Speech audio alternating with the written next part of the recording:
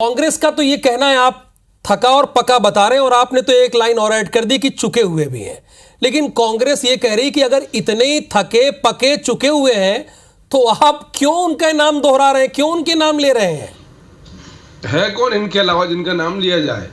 इन दोनों लोगों ने कांग्रेस के युवा नेताओं की सब फसल लूट ली। ऐसा मैंने नहीं कहा, ऐसा अरुण यादव जी ने कहा कि मेरी फसल लूटी जाती है।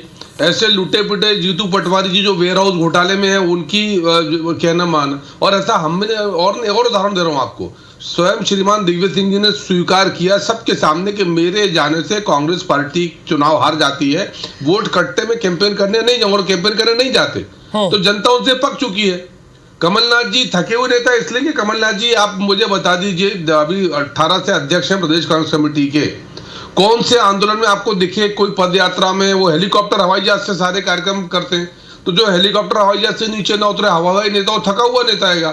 और चूक गए, सरकार नहीं चला पाए, चूक गए कि किसी राजनीतिक रूप से किसी काम के नहीं है।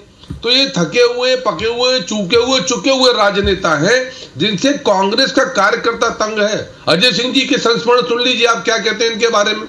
मैंने जीतू पटवारी जी का उल्लेख किया, महेश पटवारी, जीतू पटवारी, जितेंद्र पटवारी, जो भी उनका नाम है, कहें पटवारी जी, उनका उल्लेख किया। अरुण यादव जी की बात सुन लीजिए, दिग्विजय सिंह जी स्वयं स्वीकार करते हैं। तो जहां दिग्विजय सिंह जी स्वीकार करते हो, कांग्रेस का आम कार्यकर्ता अपने आप को ठगा हुआ लुटा पिटा महसूस करता हो कि ये दोनों बुजुर्गवार आकर उनकी राजनीतिक फसल लूट लेते हैं, काट लेते हैं, वहां बीजेपी की क्या प्रमाण पत्र की आवश्यकता? पंकज जी, जहां आपको ये बताना चाहिए कि आपने क्या क्या किया है जनता के लिए, वहां आप कमलनाथ और दिग्विजय सिंह पर सीधा हमला क्यों कर रहे हैं? इसकी क्या वजह है? सर तीन भारतीय जनता पार्टी ने अभी पिछले महीने विकास यात्रा निकाली, पूरे सरकार की उपलब्धियों लेकर विकास यात्रा पर गए। अभी फिर जन विकास यात्रा का दूसरा चरण प्रारंभ है।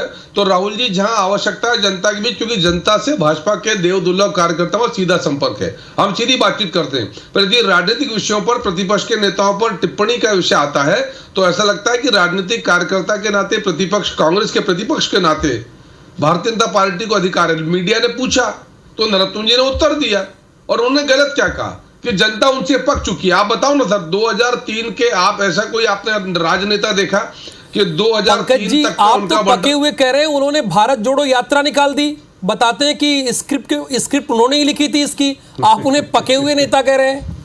सर राहुल जी, ये सब थोथा और खोखला प्रचार है। अच्छा, जिनका इतना अपमान किया पके हुए दिग्विजय सिंह जी का, कि उनके लिए प्रचार प्रसार किया, मुझे शायद याद आता आपके साथ वो डिबेट भी करी मैंने कि वो राष्ट्रीय अध्यक्ष का नामांकन भरेंगे, बैरंग लौटा दिए गए दिग्विजय सिंह जी। कमलनाथ जी राहुल गांधी जी के किसी कार्यक्रम में सम्मिलित नहीं होते। कमलनाथ जी अभी जब राहुल गांधी पर एक प्रकरण का विषय आया जिसमें उनकी मेंबरशिप गई, कमलनाथ जी दुबई में थे विदेश प्रवास पर। जब राहुल गांधी की कन्याकुमारी से भारत तोड़ो यात्रा प्रारंभ हुई, कमलनाथ जी नहीं गए उस यात्रा में।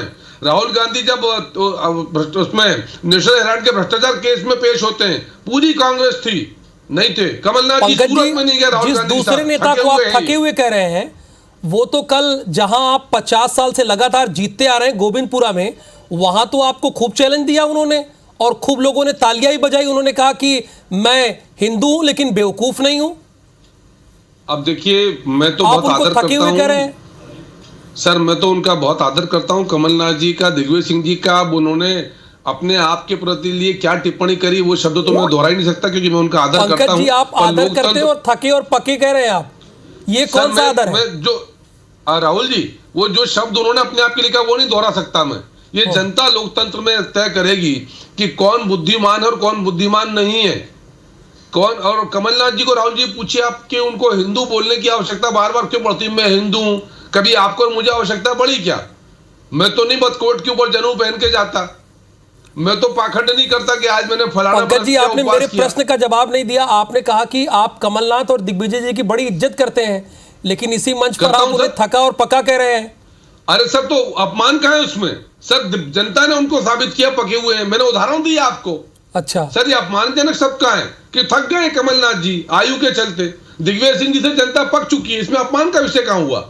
मैंने उस शब्द का प्रयोग नहीं किया जो कमलनाथ जी ने, जो आपने दोहराया, जो कल उन्होंने गोविंदपुरा की सभा में कहा। कैंपेन कर रहे हैं, खूब मीटिंग कर रहे हैं, कैंपेन कर रहे हैं, सुंदरकांड का पाठ करा रहे हैं, हर चीज कर रहे हैं, बड़े एक्टिव दिखाई देते हैं वो तो। देखिए राहुल जी, हवाई जहाज से, हेलीकॉप्टर से, और ऐसा हम नहीं कहते, ऐसा कांग्रेस के नेता कहते हैं। एक बड़े नेता ने कहा जो राज्यसभा में है कि कमलनाथ जी के पास हवाई जहाज है, हेलीकॉप्टर है, पैसा है, इसलिए हम तो क्या उन्होंने खरीद कर मुख्यमंत्री पद की कुर्सी ली राहुल गांधी से, फिरोज गांधी जी के परिवार से? क्या नीलामी चल रही थी, डील थी क्या कि पैसा दो और मुख्यमंत्री की कुर्सी ले लो? तो ये सब चीजें स्पष्ट होना चाहिए। और ये सब काम कौन करता है, पैसे का प्रभाव कौन दिखाता है? जो थक गया हो, जिससे जनता पक चुकी हो, तो वो अपने नेताओं को बताता है कि साहब मेरे पास हवाई जहाज भी है, हेलीकॉप्टर भी है और पैसा भी है, आप मुझे फलानी दायित्व दे दीजिए। और मैंने सीधे आपसे कहा राहुल जी कि लोकतंत्र है, परिपक्व लोकतंत्र है, जनता स्वयं स्थापित कर चुकी है कि कौन थका हुआ है, कौन पका हुआ है, कौन चुका हुआ है और कौन चूका हुआ है। तो पंकज जी, आपने तो उसका वेट नहीं किया कि जनता जवाब देगी, आप तो खुद कहने लगे। नहीं सर, हम तो मीडिया पूछ रहा तो उत्तर दे रहे हैं ना।